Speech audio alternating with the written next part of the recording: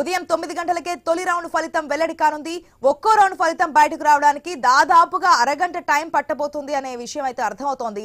మొత్తానికి విజేతలపై మధ్యాహ్నానికి స్పష్టత వచ్చే అవకాశం అయితే ఉంది. కానీ ఏపీకి సంబంధించి కొన్ని నియోజకవర్గాల్లో ఎక్కువ రౌండ్లు ఉండడం కారణంగా మనకి మధ్యాహ్నం తర్వాత ఆఫ్టర్ 4 తర్వాత రిజల్ట్ వచ్చే అవకాశం కనిపిస్తుంది. కానీ కొవ్వూరు కావచ్చు, నరసాపురం కావచ్చు మొదట్లోనే మనకి ఫలితాలు వెల్లడే అవకాశం ఉంటుంది. ఎందుకంటే 13 రౌండ్లు ఉన్నాయి అక్కడ. మనకి దాదాపుగా 12 గంటలకల్లా ఒక ట్రెండ్స్ అనేది అర్థమవుతోంది. ఏపీ ప్రజల నిరీక్షణ ఒక్క ఏపీనే కాదు, ఈసారి ఏపీ ఎన్నికల ఫలితాలపై దేశవ్యాప్తంగా చూస్తున్నారు. ఎందుకంటే సీఎం జగన్ చెప్పినటువంటి కామెంట్స్ మనం చూస్తున్నాం. ఐపాక్ టీంతో మాట్లాడుతున్నప్పుడు 151 కన్నా ఎక్కువ స్థానాలు వస్తాయి, ఈసారి దేశం మొత్తం ఏపీ వైపు చూసే అవకాశం ఉందంటూ చేసినటువంటి కామెంట్ నిజంగానే ఉత్కంఠభరితంగా మారినటువంటి పరిస్థితి మనం చూస్తున్నాం. దానికి అనుగుణంగానే ఏపీ ప్రజలు ఎవరికి ఓటేశారు, అదేవిధంగా సైలెంట్ ఓటింగ్ నడిచింది. మహిళల ఓటింగ్ పర్సెంటేజ్ పెరిగింది. గతంలో కన్నా ఓటింగ్ పర్సెంటేజ్ ఈసారి పెరిగినటువంటి పరిస్థితి. గతంలో 80% ఉంటే ఈసారి దాదాపుగా 82% పోలింగ్ నమోదైంది. ఈ పెరిగినటువంటి ఓటింగ్ మహిళల ద్వారానే వచ్చింది. కాబట్టి మహిళలు ఎవరి వైపు పట్టం కట్టారు అనేది మనం చూసాము. సో రెండు పార్టీలు కూడా ఆ పెరిగినటువంటి ఫలితాన్ని వారి వారి ఖాతాల్లో వేసుకోవడం మనం చూస్తున్నాం. ఎందుకంటే లబ్ధి పొందినటువంటి వారు వచ్చారు ఎలక్షన్స్ లో పోటీ, ఎందుకంటే తమ ఓటు హక్కును వినియోగించుకున్నారని చెప్పి అధికార పార్టీ చెప్తుంటే, లేదు ప్రభుత్వ వ్యతిరేక ఓటే పెరిగింది కాబట్టి ఎలక్షన్స్ లో ఈ స్థాయి మనం కౌంటింగ్ లో చూడబోతున్నాము రిజల్ట్స్ అని చెప్పి నిన్న సజ్జల రామకృష్ణారెడ్డి పార్టీ ప్రధాన కార్యదర్శి కూడా చెప్పడం జరిగింది. 9-10 గంటలకి అందరూ రెడీగా ఉండండి సంబరాలు చేసుకోవడానికి అని చెప్తూ ఉన్నారు. కానీ మనం చూడొచ్చు పోలింగ్ టైంలో జరిగినటువంటి అల్లర్లు, దాడులు, హింసాత్మక ఘటనల దృష్ట్యా పల్నాడు జిల్లా ఇవన్నీ కూడా 144 సెక్షన్ విధించారు. అక్కడ ఏ పార్టీ గెలిచినప్పటికీ కూడా ఉత్సవాలు కానీ లేదంటే సంబరాలు కానీ కేక్ కటింగ్స్ కానీ ఏది జరగడానికి అవకాశం లేదు. ఫుల్ ఫ్లెజ్డ్ గా అక్కడ పారామిలిటరీకి సంబంధించినటువంటి బలగాలు మోహరించున్నాయి. బయట కనిపించిన ఎక్కడ చిన్న అలజడి జరిగినప్పటికీ కూడా ఫుల్ ఫ్లెజ్డ్ గా రౌడీ షీట్ ఓపెన్ చేసి వారి మీద యాక్షన్ కఠినంగా తీసుకుంటామని చెప్పి పోలీసులు కూడా చెప్తున్నటువంటి సిచ్యువేషన్ మనకు కనిపిస్తోంది. సో మరి కొద్ది నిమిషాల్లోనే మనకి కౌంటింగ్ ప్రక్రియ ప్రారంభం కాబోతోంది.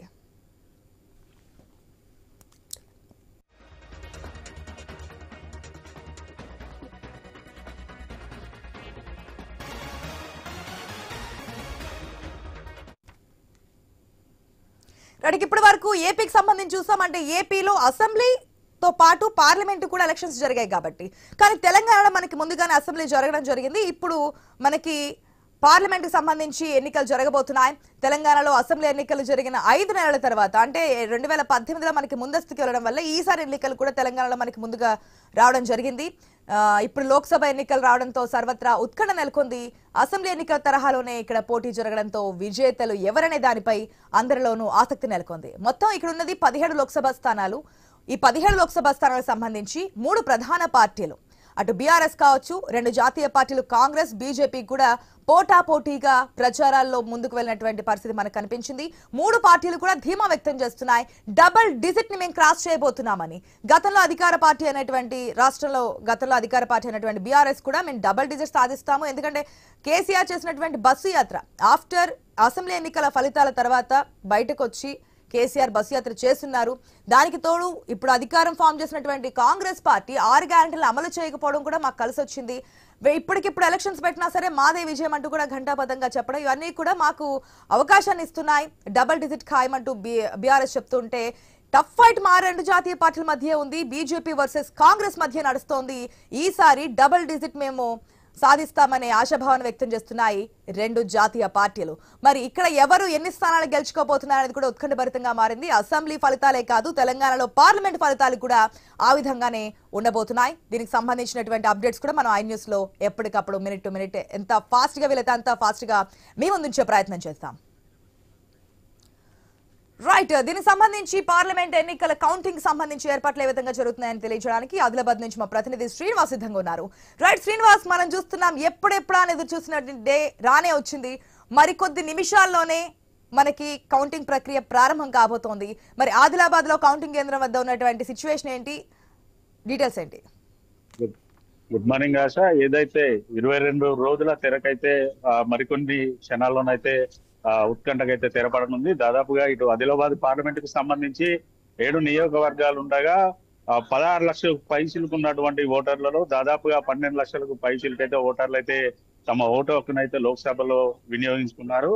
అయితే ఆదిలాబాద్ పార్లమెంట్ కు సంబంధించి 12 మంది అభ్యర్థులు బరిలో ఉండగా దాదాపుగా 7 నియోజకవర్గాలకు సంబంధించి 144 టేబుల్లను అయితే ఏర్పాటు చేశారు. ఒక్కో టేబుల్ పైన 14 ఈవీఎంలను అయితే లెక్కించనున్నారు. దాదాపుగా 157 రౌండ్లలోనైతే ఓట్లనైతే లెక్కించనున్నారు. ఏదైతే ఆదిలాబాద్ సంబంధించి 3 కౌంటింగ్ కేంద్రాలను అయితే ఏర్పాటు చేశారు. ఆదిలాబాద్ జిల్లాకు సంబంధించి ఆదిలాబాద్ బోత్ నియోజకవర్గాలకు గాను టీటీడీసీ సెంటర్ లో కౌంటింగ్ ప్రక్రియను ఏర్పాటు చేయగా, నిర్మల్ జిల్లా సంబంధించి నిర్మల్, ముతోల్, ఖానాపూర్ 3 నియోజకవర్గాలకు సంబంధించి సంజీవరెడ్డి పాలిటెక్నిక్ కళాశాలలో కౌంటింగ్ కేంద్రాన్ని ఏర్పాటు చేశారు. అస్ఫాబాద్ జిల్లాలోని అస్ఫాబాద్ సిర్పూర్ కు సంబంధించి సాంఘిక సంక్షేమ బాలిక పాఠశాలలోనైతే కౌంటింగ్ ఏర్పాటు చేశారు. దాదాపుగా ఈ 3 సెంటర్లలో 448 మంది పోలింగ్ సిబ్బంది పాల్గొంటుండగా 3 కౌంటింగ్ కేంద్రాల వద్దనైతే 3 అంచెల భద్రతనైతే ఇటు పోలీసులు అయితే ఏర్పాటు చేశారు. దాదాపుగా 1100 మందితోటైతే భారీ బందోబస్తు బస్సునైతే ఏర్పాటు చేశారు. దాదాపుగా ఒక్కో టేబుల్ వద్ద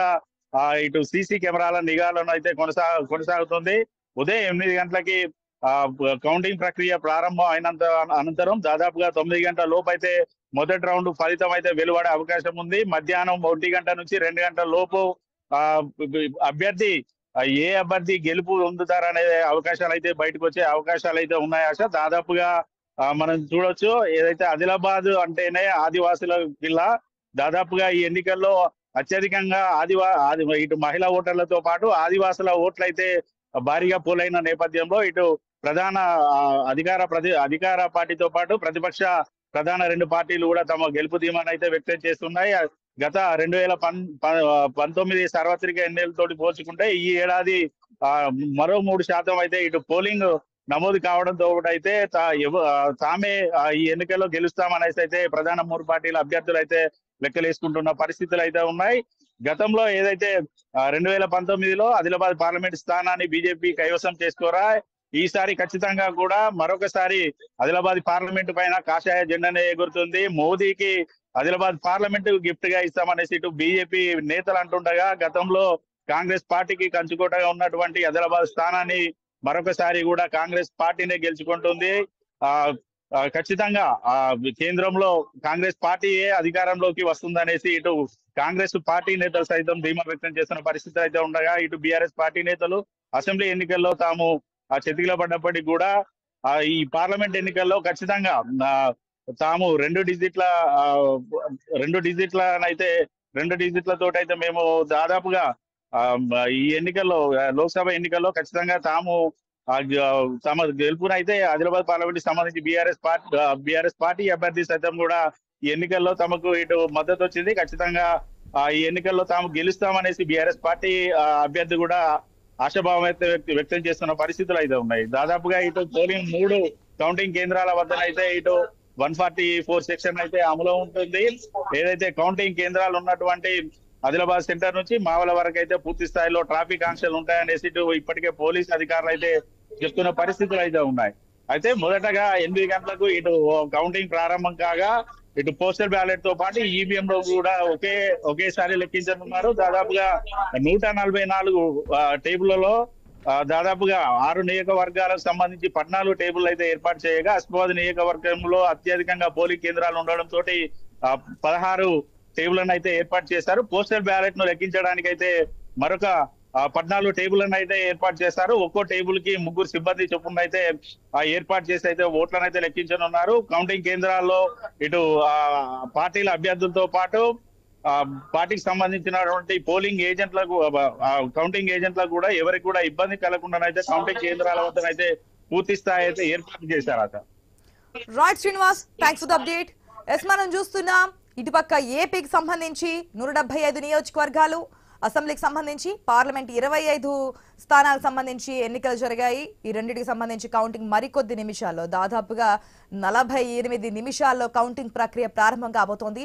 కానీ ఎప్పటికన్నా భిన్నంగా ఈసారి ఎలక్షన్ కమిషన్ తీసుకున్నటువంటి యాక్షన్ సంబంధించి ఒక్కసారి చూస్తే గనక అసెంబ్లీ అంటే ఎన్నికలు నిర్వహించినప్పుడు కూడా మనకి ఓట్ అట్ హోమ్ అంటే 60 సంవత్సరాలు దాటిన వారికి ఇంటి దగ్గర నుంచి ఓటు వేసే ఫెసిలిటీ కానీ, లేదంటే ఇవన్నీ కూడా కొత్తగా తీసుకొచ్చినటువంటి వెసులుబాట్లు మనం చూస్తున్నాం. ఎందుకంటే పోలింగ్ పర్సంటేజ్ పెంచడానికి ఏ రాష్ట్రాలు ఏ విధంగా ఉన్నా ఈసీ తీసుకున్నటువంటి యాక్షన్ చర్యలు మాత్రం ఏపీలో ఫలితాలు ఇచ్చాయని చెప్పొచ్చు. గతంలో కంటే ఎక్కువగా ఫలితం సాధించింది. దాదాపుగా 82% మనకి ఏపీలో పోలింగ్ పర్సెంటేజ్ నిర్వహించడం మనం చూస్తున్నాం. సో ఇప్పుడు కూడా దాదాపుగా ఫస్ట్ పోస్టల్ బ్యాలెట్ అయిన తర్వాత ఈవీఎంకి వెళ్తుంటారు. మనకి పోస్టల్ బ్యాలెట్ 8 గంటలకు ప్రారంభమైతే 8:30కి అట్ ద సేమ్ టైం మనకి ఈవీఎం కూడా స్టార్ట్ చేస్తున్నారు. ఎందుకంటే ఈసారి భారీ స్థాయిలో మనకి పోస్టల్ బ్యాలెట్ ఓటింగ్ అనేది జరిగింది కాబట్టి అటు పోస్టల్ బ్యాలెట్ ఓటింగ్ తో పాటు ఈవీఎంలు కూడా లెక్కించే ప్రక్రియ